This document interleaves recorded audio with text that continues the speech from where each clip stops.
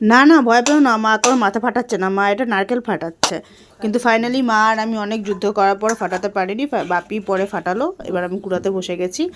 আমরা সেলিব্রেট করছি পৌষ পার্বণ, শীতকাল, পৌষ মাস, আর পিঠে হবে না এটা তো বুঝতে পারছি।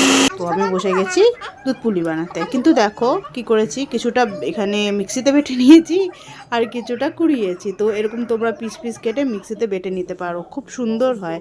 আর এটা ঘি না, এটা হলো গুড়, একদম খেজুরের, আসল খেজুরের গুড়। এটা শান্তিনিকেতন থেকে আনা হয়েছে। আর এটা এবার আমি এটার মধ্যে মিশিয়ে দিলাম, নারকেল কুড়ানোটার মধ্যে মিশিয়ে দিলাম, একটু এলাচ দিয়ে দিলাম, দিয়ে ভালো করে মেখে নিচ্ছি চটকে চটকে একদম।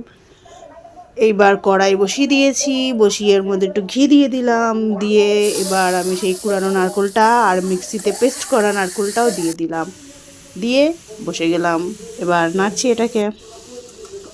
এবার এর মধ্যে একটুখানি আরও গুড় দিয়ে দিলাম, দিয়ে এবার আমি জেকের একটা নারকেল পাউডার ডাস্ট যেটা হয় সেটা আনিয়েছিলাম, ওটাও একটু দিয়ে দিলাম গন্ধের জন্য, আর একটু ভালো গন্ধ হবে তার জন্য।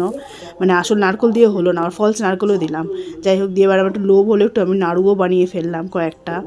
তারপরে গরম জল বসিয়ে দিয়েছি, আর এখানে চালের গুঁড়ো নিয়ে নিয়েছি, ওটার মধ্যে একটু নুন দিয়ে দিলাম বা লবণ দিয়ে দিলাম, যে যেটা বলো।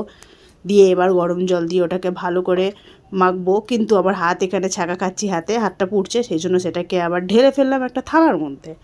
থালার মধ্যে ঢালার পরে এবার একটু ঠান্ডা হলো যখন, মানে আমার হাতে একটুখানি অ্যাডজাস্ট হয়ে গেল যখন, ওটাকে ভালো করে ডো বানিয়ে নিলাম।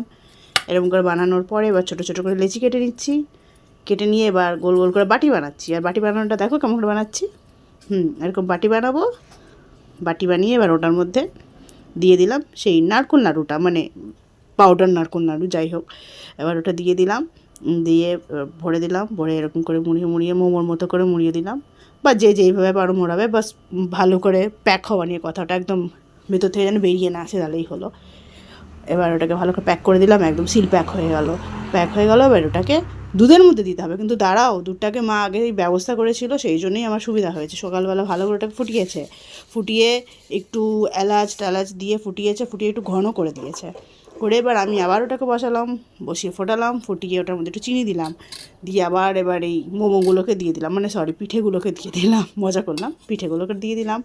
দিয়ে এবার ওটাকে নাড়ছি। আর এদিকে ওয়েদারটা দেখো, এত ঠান্ডা এত ঠান্ডা, পুরো এসি মনে হচ্ছে চলছে, বাইরে তো এসি চলছে, এত ঠান্ডা আর এত হাওয়া। এর মধ্যে মানুষ কী করে পিকনিক করছে ভগবান জানে, আমি তো ঘরে বসে বসে পিঠে বানাচ্ছি। এবার এটার মধ্যে আরেকটু খেজুরের গুড় দিয়ে দিলাম, গুঁড়ো করে খেজুরের গুড় দিয়ে এবার ওটাকে ভালো করে ঘন করলাম। আর দেখো এত ঘন হয়েছে, এত ঘন যেন মনে হচ্ছে দুধ পুলি তো না, এটা আলাদাই পায়েস না ক্ষীর না দই না কি, যাই হোক খুব টেস্টি হয়েছে। তোমরা এভাবে বাড়িতে বানিয়ে ভালো লাগবে।